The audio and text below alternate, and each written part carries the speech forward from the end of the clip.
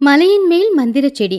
பறவைங்களோட ஊர்ல இருக்கிற ஒரு சின்ன மண் வீட்டுல துணிக்குருவியும் அவளோட பொண்ணான புஜ்ஜி குருவியும் வாழ்ந்துகிட்டு இருந்தாங்க. அவங்களுடையது ஏழை குடும்பமா இருந்தாலும் எப்பவுமே அவங்க நேர்மைய தவறுனதே இல்ல. ஒரு சின்ன வயல் வாங்கணும், அந்த வயல்ல விவசாயம் செய்யணும், கஷ்டப்பட்டு உழைச்சி பணம் சம்பாதிக்கணும், அந்த பணத்துல சந்தோஷமா வாழணும் அப்படிங்கிறது தான் அவங்களுடைய கனவா இருந்துச்சு. ஒரு நாள் ராத்திரி நேரம் வீட்டுல இருக்கிற சோள ரொட்டிய 2 பேரும் பகிர்ந்து சாப்பிட்டுக்கிட்டு இருக்கும்போது துணி கவலையா இப்படி சொன்னா. புஜி, நம்ம வீட்டுல இருந்த பணம் எல்லாமே தீந்து போச்சு. நாளைக்கு சாப்பாட்டுக்கு ஏதாவது பொருள் வாங்கணும்னாலும் கூட நம்ம கிட்ட காசு இல்ல. இன்னைக்கு எப்படியோ சமாளிச்சிட்டோம், நாளைக்கு என்ன பண்ண போறோமோ தெரியல. புஜ்ஜி அவங்க அம்மா முகத்துல இருக்கிற கவலைய பார்த்தா. கொஞ்ச நேரம் புஜ்ஜி யோசிச்சு பார்த்துட்டு, அம்மா நீ ஒன்னும் கவலைப்படாதம்மா, நான் தான் இருக்கேன்ல, என்கிட்ட ஒரு நல்ல யோசனை இருக்குமா. துணி ஆர்வமா, என்னம்மா அது? அம்மா, நம்ம ஊரோட எல்லையில தான் ஒரு ஆறு இருக்குல்ல, அந்த ஆத்துல நிறைய மீன் இருக்கு. நாம 2 பேரும் நாளையில இருந்து அந்த ஆத்துல போய் மீனை பிடிச்சு அதை கொண்டு போய் சந்தையில விக்கலாம். அதுல வர பணத்தை வச்சு கொஞ்ச நாளைக்கு எப்படியாவது வீட்டை சமாளிக்கலாம். அடுத்து என்ன பண்றது அப்படின்னு நாம பொறுமையா உட்காந்து அதுக்கப்புறமா யோசிக்கலாம். எப்படியோ அன்னன்னைக்கு செலவுக்காவது நமக்கு பணம் கிடைக்கும் இல்லையா? அந்த யோசனை துணிக்குருவிக்கு ரொம்ப சரியா பட்டுச்சு. உண்மைதான் புஜி, நீ சின்ன பொண்ணா இருந்தாலும் கொடுத்த யோசனை ரொம்ப பெருசு. சரி, நீ சொன்ன மாதிரியே செய்யலாம். நாளைக்கே நாம இந்த வேலையை ஆரம்பிச்சிடலாம். அடுத்த நாள் காலையில துணி புஜி 2 பேரும் ஒரு தூண்டில எடுத்துக்கிட்டு ஆத்துக்கு போனாங்க. ஆத்துல தூண்டில போட்டு அமைதியா மீன் பிடிச்சுக்கிட்டு இருந்தாங்க. நிறைய மீனை பிடிச்சதுக்கு அப்புறமா அத சந்தையில கொண்டு போய் விற்க ஆரம்பிச்சாங்க. அன்னைக்கு அவங்க வியாபாரம் ரொம்ப நல்லபடியாவே நடந்துச்சு. அன்னைக்கு கிடைச்ச பணத்துல சில நாட்களுக்கு தேவையான மளிகை பொருட்கள் எல்லாத்தையும் வாங்கிக்கிட்டு அவங்க வீட்டுக்கு வந்துட்டாங்க. இப்படி 2 நாள் வரைக்கும் அவங்க வியாபாரம் ரொம்ப நல்லபடியா நடந்துச்சு. 3வது நாள் எப்பவும் போலவே அவங்க 2 பேரும் ஆத்துல தூண்டில் போட்டு மீன் பிடிச்சுக்கிட்டு இருந்த அந்த நேரத்துல லூசிபுரா, சிச்சு காக்கா 2 பேருமே அங்க வந்தாங்க. அவங்க முகத்துல கோவம் தெளிவா தெரிஞ்சுது. அப்போ சிச்சு காக்கா துணிய கோவமா பார்த்து, உங்களுக்கு எவ்வளவு தைரியம் இருந்தா எங்க ஆத்துல நீங்க வலைய போட்டு மீன் பிடிப்பீங்க? துணி ரொம்ப பயந்து போய், என்னது உங்க ஆறா? இது ஊர்ல இருக்கிற ஆறு தானே, எல்லாருக்கும் சொந்தம்னு நினைச்சோம். ஊருக்கு சொந்தமா? இந்த ஊரே எங்களுக்கு சொந்தம், இந்த ஆறும் எங்களுக்கு சொந்தம், இதுல இருக்கிற மீனுங்களும் எங்களுக்கு தான் சொந்தம். அப்படி பார்த்தா நீங்க மீனுங்களை திருடுறீங்க. என்னது? நாங்க ஒன்னும் திருடல, இந்த ஆறு எல்லாருக்குமே சொந்தம், அதனாலதான் நாங்க இங்க மீன் பிடிக்கிறோம். நீங்க எதுக்காக எங்களை இப்படி திட்டுறீங்க? இங்க பாருட்டுனே, உன் பொண்ணுக்கு நாக்கு நீளுது. இந்த ஆறு எங்களுக்கு சொந்தமானது. இன்னொரு தடவை இந்த ஆத்துல மீன் பிடிக்க வந்தீங்கன்னா தூண்டில உடைச்சு போட்டு உங்க 2 பேரையும் இந்த ஆத்து தண்ணிலேயே தூக்கி போட்டுருவேன் அப்படின்னு சிச்சு காக்கா அவங்கள மிரட்டினா. அதை கேட்டு பயந்து போய் துணி புஜி 2 பேரும் வலையை எடுத்துக்கிட்டு வேகமா வீட்டுக்கு வந்துட்டாங்க. பாவம் துணிக்குருவி அழுதுகிட்டே, பாத்தியா புஜி, நம்ம வாழ்க்கை இவ்வளவுதான், கஷ்டப்பட்டு வாழலான்னு பார்த்தாலும் இந்த உலகம் நம்மள வாழ விடாது. அம்மா கவலைப்படாதம்மா, அவங்க கெட்டவங்க, அதனாலதான் அப்படியெல்லாம் நடந்துக்கிறாங்க. ஆனா கடவுள் ரொம்ப நல்லவரு, என்னைக்காவது ஒரு நாள் நாம வாழ ஒரு வழி காட்டத்தான் போறாரு. சில நாட்களுக்கு அப்புறமா வீட்டுல இருந்த மளிகை பொருட்கள் எல்லாம் தீந்து போச்சு. அதனால துணி மறுபடியும் வருத்தப்பட்டா. புஜ்ஜி, வீட்டுல இருக்கிற மளிகை பொருள் எல்லாமே தீந்து போச்சு, இப்ப என்ன பண்றது? அது கேட்டு புஜ்ஜி குருவி யோசிக்க ஆரம்பிச்சா. அப்ப அவளுடைய பார்வை அங்க இருக்கிற மலைக்கு மேல போச்சு. அம்மா, என்கிட்ட இன்னொரு யோசனை இருக்குமா. நாம மலைக்கு மேல போய் அங்க இருந்து விறகு வெட்டிட்டு வந்து விக்கலாம்ல, அப்போ அங்க நமக்கு யாரும் சண்டைக்கு வர மாட்டாங்களே. அதை கேட்டு டொனி, வேண்டாம் புஜ்ஜி, அந்த வேலையை பண்றது தப்பு. மரம் தாய் மாதிரி, நம்மளுடைய சுயலாபத்துக்காக தாயை விட்டுறது தப்பு. அது மட்டும் வேண்டாம். உன்கிட்ட வேற ஏதாவது யோசனை இருந்தா சொல்லு, அதை செய்யலாம். அதை கேட்டு புஜ்ஜி குருவி, ஐயோ அம்மா, நான் மரத்தை வெட்டணும்னு சொல்ல வரலம்மா. மலைக்கு மேல பெரிய பெரிய மரம் இருக்கு. நல்லா காத்து வீசும்போது மரத்துல இருக்கிற கிளைகள் எல்லாமே தானா உடைஞ்சு கீழே விழ இல்லையா, அதை எடுத்துக்கிட்டு வந்து விக்கலாம் இல்லையா? மரத்தை வெட்டினா தானே தப்பு. மரத்துல இருந்து தானா விழுந்த அந்த கிளைகளை எடுத்துட்டு வந்து விக்கிறதுல எந்த தப்புமே இல்லைல்லம்மா. அப்படி பண்றது இயற்கைக்கு நஷ்டம் பண்ற மாதிரி இருக்காது, இடத்தை சுத்தப்படுத்துறதுன்னு வேணா வச்சுக்கலாம். அது கேட்டு துணிக்குருவி ரொம்பவுமே சந்தோஷப்பட்டா. சபாஷ் புஜி, இது நல்ல யோசனை தான். நம்ம மரத்தை வெட்ட போறதில்ல, தானா விழுந்திருக்கிற கிளைய எடுத்துக்கிட்டு வந்து விற்க போறோம், அவ்வளவுதான். அப்படின்னு சொல்லி அடுத்த நாள் காலையிலேயே அவங்க 2 பேரும் மலைக்கு மேல போனாங்க. அவங்க நினைச்ச மாதிரியே காஞ்சி போய் இருக்கிற சில விறகு குச்சிங்க, மரத்துல இருந்து உடைஞ்சு விழுந்த கிளைங்க எல்லாமே இருந்துச்சு. எல்லாத்தையும் எடுத்துக்கிட்டு வந்து சந்தையில வித்தாங்க. அவங்களுடைய அந்த வியாபாரமும் நல்லபடியா தான் நடந்துச்சு. இப்படி 2 நாள் வரைக்கும் வியாபாரம் நல்லா தான் போய்கிட்டு இருந்துச்சு. 3வது நாள் அவங்க விறகு வெட்டி எடுத்துட்டு வர்றதுக்காக அந்த மலைக்கு மேல இன்னும் கொஞ்சம் உள்ள போனப்போ அவங்களுக்கு எங்க இருந்தோ ஒரு சத்தம் கேட்டுச்சு. அப்படின்னு யாரோ அழுவுற சத்தம் கேட்டுது. புஜ்ஜி, உனக்கு கேட்டுச்சா? இங்க யாரோ அழுதுகிட்டு இருக்கிற மாதிரியே இருக்கே. ஆமாமா, எனக்கும் கேட்டுச்சு. இந்த மலைக்கு மேல யார் இருக்காங்க அழுவுறதுக்கு? ஒருவேளை ஏதாவது பறவைக்கும் விலங்குக்கும் அடிபட்டு அழுதா? வாமா, நம்ம போய் பார்க்கலாம் அப்படின்னு புஜ்ஜி டுனி 2 பேரும் யார் இருக்காங்க அப்படின்னு தேட ஆரம்பிச்சாங்க. அந்த சத்தம் வர இடத்துக்கு போய் பார்த்தா அங்க ஒரு சின்ன செடியை தவிர வேற எதுவுமே இல்லை. அந்த அழுவுற சத்தமும் அந்த செடியில இருந்து வர மாதிரி தான் அவங்களுக்கு தெளிவா கேட்டுச்சு. புஜ்ஜி, இங்க யாருமே இல்ல, நமக்கு ஏதாவது பிரமையாயிடுச்சா? இல்லம்மா, பிரம்மனா உனக்கு மட்டும்தான் இருக்கணும், எனக்கும் தானே கேக்குது. இங்க இருந்து தாமா கேக்குது, ஆனா யாருமே இல்லையேம்மா. அப்படி அவங்க 2 பேரும் பேசிக்கிட்டு இருக்கும்போது அவங்க பக்கத்துல இருந்த அந்த செடி அவங்க பக்கம் திரும்பிச்சு. அதை பார்த்து டுனி புஜ்ஜி 2 பேரும் பயந்து போய் ஒரு அடி பின்னாடி நகர்ந்து போய் நின்னுட்டாங்க. அந்த செடிக்கு மனுஷங்களுக்கு இருக்கிற மாதிரியே 2 கண்ணு, ஒரு மூக்கு, ஒரு வாய் இருந்துச்சு. பாவம் அதோட கண்ணுல இருந்து கண்ணீர் தாரதாரியா ஊத்திக்கிட்டு இருந்துச்சு. அப்ப அவங்க 2 பேரையும் பார்த்து அந்த சின்ன செடி பேச ஆரம்பிச்சுது. பயப்படாதீங்க, நான் உங்களை எதுவும் பண்ண மாட்டேன் அப்படின்னு அந்த செடி பேசுனதை கேட்டு அவங்களால அவங்க கண்ணை நம்பவே முடியல. செடி பேசுமா? நாம கனவுல இருக்கோமா, இல்ல நம்ம பாக்குறது எல்லாமே உண்மைதானா அப்படின்னு 2 பேருக்கு ஒரு சந்தேகமே வந்துச்சு.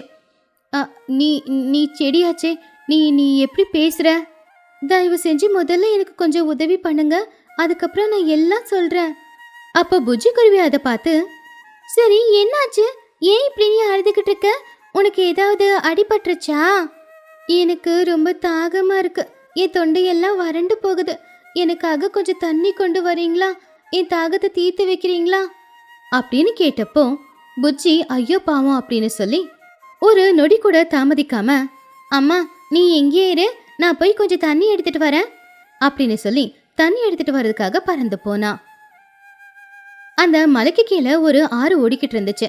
அந்த ஆத்துக்கு பக்கத்துல யாரோ விட்டுட்டு போன பழைய பானை ஒண்ணு இருந்துச்சு.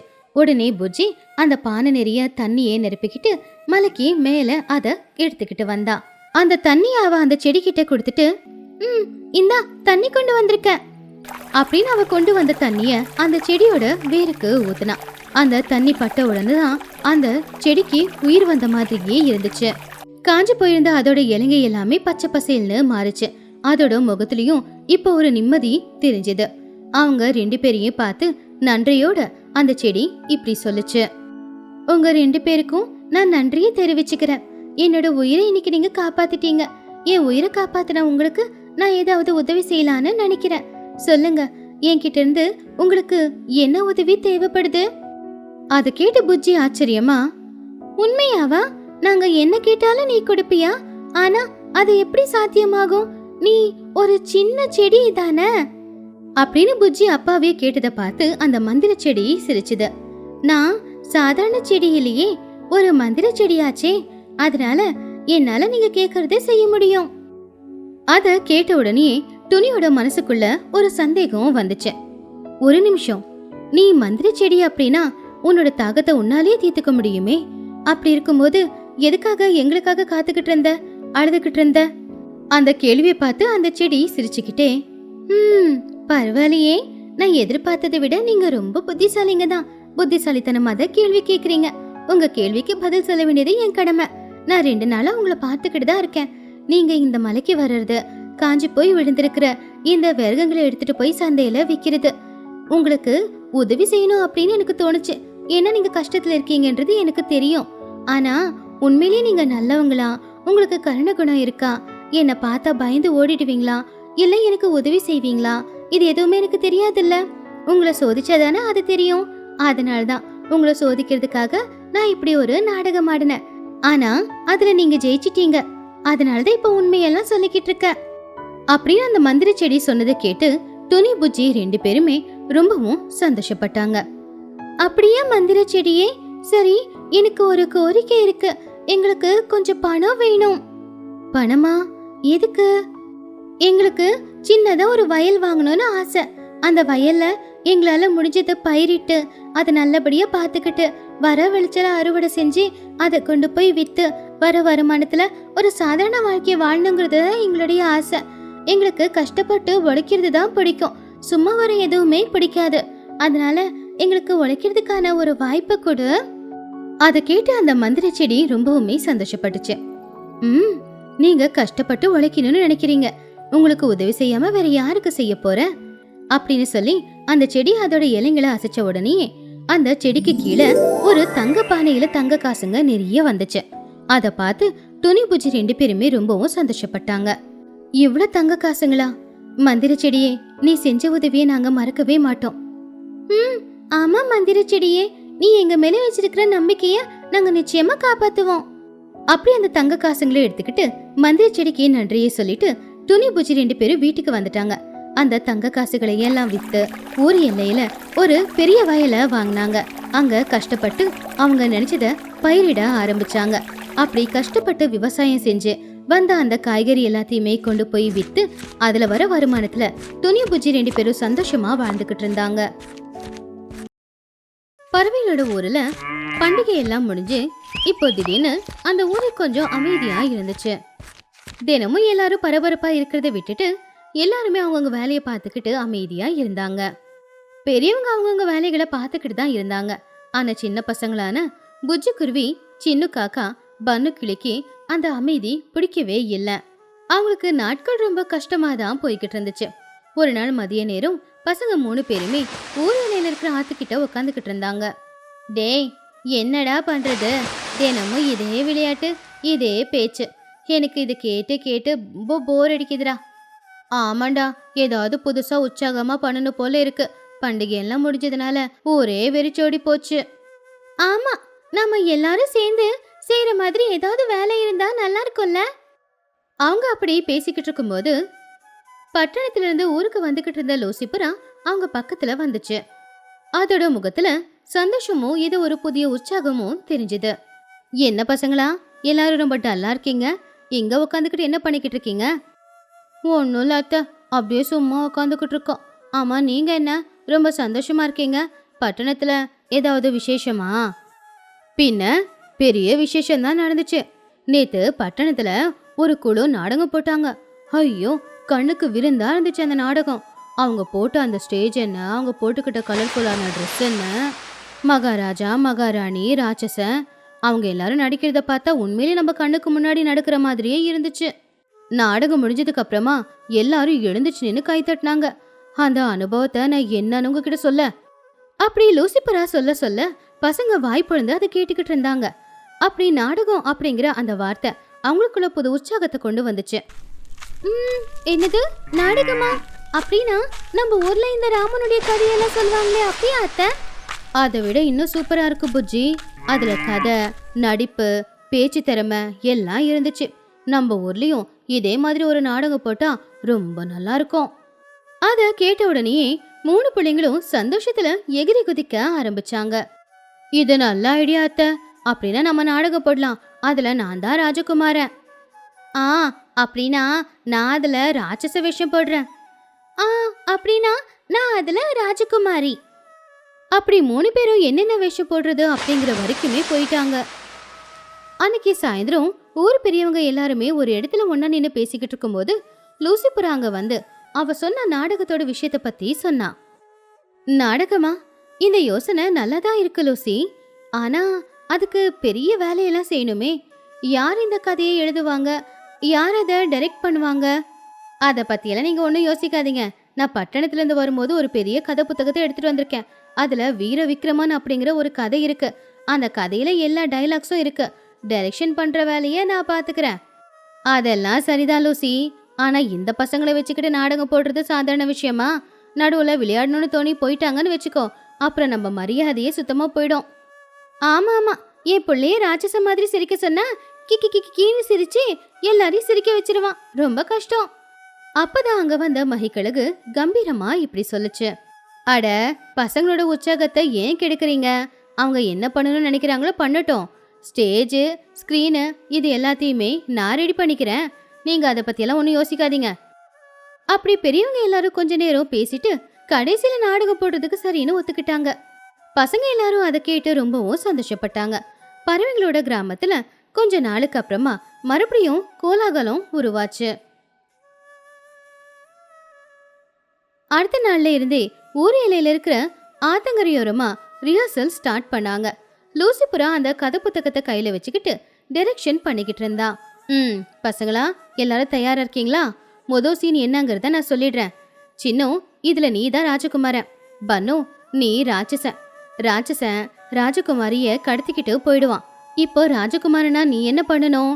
கோவத்துல கம்பீரமா நீ ஒரு முடிவெடுக்கணும். லூசிபரா புத்தகத்துல இருக்கிற டைலாக படிச்சு காட்டுச்சு.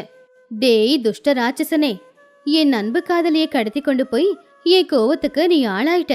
7 கடல் 7 மலையை தாண்டியாவது என்னுடைய காதலிய நான் காப்பாத்தி மீண்டு கொண்டு வருவேன். சின்ன காக்கா அவனுடைய குரலை சரி பண்ணிக்கிட்டு ஒரு காலை எடுத்து முன்னாடி வச்சுக்கிட்டு கையில வாளுக்கு பதிலா ஒரு குச்சியை வச்சுக்கிட்டு டைலாக சொல்ல ஆரம்பிச்சான். துஷ்ட ராட்சசனே அப்படின்னு டைலாக் சொல்ல முடியாம சின்னு திணறிக்கிட்டு இருந்தான். என்னடா இது, ராட்சசனை சொல்றதுக்கு இவ்வளோ பயப்படுற? நீ ராஜகுமாரன்டா. ராட்சசனை பார்த்து பயந்து போயிட்டனா அப்புறம் ராஜகுமாரி எப்படி மீட் எடுப்ப? டேய், இந்த டைலாக் சொல்ல ரொம்ப கஷ்டமா இருக்குடா. இது ஒண்ணுமே புரியலடா. அதை கேட்டு எல்லாருமே சிரிச்சாங்க. பசங்களா, சிரிக்காதீங்க. சின்னு, இது நல்ல நாடகம். நல்லபடியா செய்யணும்னா உன் கண்ணுல கோவமும் வார்த்தையில தெளிவும் இருக்கணும். சின்ன இந்த தடவை கோவமா சொல்லணும் அப்படின்னு முயற்சி பண்ணி கால் வலிக்கு கீழே விழுந்துட்டான். அவ்வளவுதான். அதை பார்த்து பன்னு புஜ்ஜி 2 பேரும் விழுந்து விழுந்து சிரிச்சாங்க. இப்போ புஜ்ஜி குருவியோட டைலாக் சொல்ல வேண்டிய நேரம். அவளை அடிச்சு வச்சதுனால அவ அழுதுகிட்டே ராஜகுமாரனுக்காக காத்துக்கிட்டு இருக்கணும். புஜ்ஜி, இப்போ நீ கவலையில இருக்க, அதனால அழுதுகிட்டே, ஓ என்னுடைய வீர விக்ரமனே, நீ எப்ப வந்து என்னை இந்த சிறையிலிருந்து விடுதலை பண்ணுவ அப்படின்னு கேட்கணும். உடனே புஜ்ஜி குருவி அழ ஆரம்பிச்சுட்டு அந்த டைலாகையே சொல்ல ஆரம்பிச்சா. ஆனா அவ அழுவுறத பார்த்து யாருக்கும் கஷ்டமா இருக்கல, சிரிப்பு தான் வந்துச்சு. எல்லாருமே அவளை கிண்டல் பண்ண ஆரம்பிச்சாங்க. புஜ்ஜி, நீ அழுதுகிட்டு இருக்கிறியா இல்ல என்னை பார்த்து கிண்டல் பண்ணிக்கிட்டு இருக்கியா? டேய், எனக்கு உண்மையிலேயே அழுக வரவே மாட்டேங்குதுடா. அழ சொன்னா எனக்கு சிரிப்பு தான் வருது அப்படின்னு சொல்லி புஜ்ஜி உண்மையாவே சிரிச்சா. இப்போ ராட்சசனா பன்னு கிளி பயங்கரமா அவன் கத்தி பேசணும். பன்னு, நீ கம்பீரமா பூமியை பொழக்கிற மாதிரி ஹஹஹஹா அப்படின்னு சிரிக்கணும். பன்னு கிளி சத்தமா சிரிக்க ஆரம்பிச்சான். ஆனா அது ராட்சச சிரிக்கிற மாதிரி இருக்கல, ஏதோ ஒரு குட்டி குருவி சிரிக்கிற மாதிரி தான் இருந்துச்சு. அதை பார்த்து மத்தவங்க எல்லாருமே சிரிச்சாங்க. அதுலயும் சின்ன பூச்சி 2 பேரும் விழுந்து விழுந்து சிரிச்சுக்கிட்டு இருந்தாங்க. பசங்களுடைய விளையாட்டுத்தனத்தை பார்த்து லூசிபுரா ரொம்பவும் வருத்தப்பட்டுச்சு. ஒரு நாள் நாடகத்துல வர ரொம்பவும் முக்கியமான ஒரு சீனை ரிஹர்சல் பண்ணிக்கிட்டு இருந்தாங்க. ராஜகுமாரனான விக்ரமன் ராட்சசன் கூட இன்னைக்கு யுத்தம் செய்யணும். பன்னோ, சின்னோ, இது ரொம்ப முக்கியமான சீன். இந்த சீன்ல நீங்க 2 பேரும் உண்மையிலே சண்டை போட்டுக்கிற மாதிரி நடந்துக்கணும். சின்ன பண்ண 2 பேரும் ஆளுக்கு ஒரு குச்சிய கையில பிடிச்சுக்கிட்டாங்க. ரெடின்னு சொன்னதும் தான் அவங்க 2 பேரும் வாள் சண்டை போடுறதா நினைச்சுக்கிட்டு அதுக்கப்புறம் ஆளு மாத்தி ஆளு குச்சியால அடிச்சுக்க ஆரம்பிச்சாங்க. புஜ்ஜி குருவி அவங்கள தடுக்கிறத விட்டுட்டு கையை தட்டிட்டு அடிங்கடா அடிங்கடா அப்படின்னு அவங்கள உற்சாகப்படுத்திக்கிட்டு இருந்தா. இதை பார்த்த உடனே லூசிபுராவுக்கு ரொம்பவும் கோவம் வந்துருச்சு. நிறுத்துங்கடா, இனி என்னால முடியாது அப்படின்னு சத்தமா சொல்லி கையில இருந்த புத்தகத்தை தரையில தூக்கி போட்டுட்டா. உங்களுக்கு நாடகம் போடணும் அப்படிங்கிற எண்ணமே இல்ல, உங்க குறும்புத்தனம் தான் உங்களுக்கு ரொம்ப முக்கியமா இருக்கு. இனி இந்த நாடகம் போட வேண்டாம், ரிஹர்சலும் இல்ல நாடகமும் இல்ல அப்படின்னு சொல்லி லூசிபுரா அங்கிருந்து போயிடுச்சு. லூசிபுரா போனதுக்கு அப்புறமா அந்த இடம் ஒரு நொடி அமைதியா மாறிடுச்சு. பசங்க முகத்துல இருந்த சிரிப்பு காணாம போயிடுச்சு. லூசிபுரா கோச்சுக்கிட்டு போனதுனால அவங்க பண்ண தப்பா அவங்களுக்கு புரிஞ்சுது. உடனே அவங்க 3 பேரும் அவங்க அம்மாங்க கிட்ட போனாங்க. அம்மா, எங்களை மன்னிச்சிடுங்க, நாங்க பெரிய தப்பு பண்ணிட்டோம். நாங்க பண்ணதை பார்த்து லூசியாத்துக்கு கோவம் வந்துருச்சு, அதனால அவங்க எங்களை திட்டிட்டு போயிட்டாங்க. எங்களுக்கு நாடகம் போடணும் போல ஆசையா இருக்குமா, தயவு செஞ்சு ஏதாவது பண்ணுங்கம்மா. அதை கேட்டு பெத்தவங்க எல்லாருமே பசங்களை அவங்க பக்கத்துல வர சொல்லி, இங்க பாருங்க பசங்களா, ஒரு வேலையை செய்யணும்னு நாம தொடங்கிட்டோம்னா அதை முழு மூச்சா செஞ்சு முடிக்கிறது நம்ம கடமை.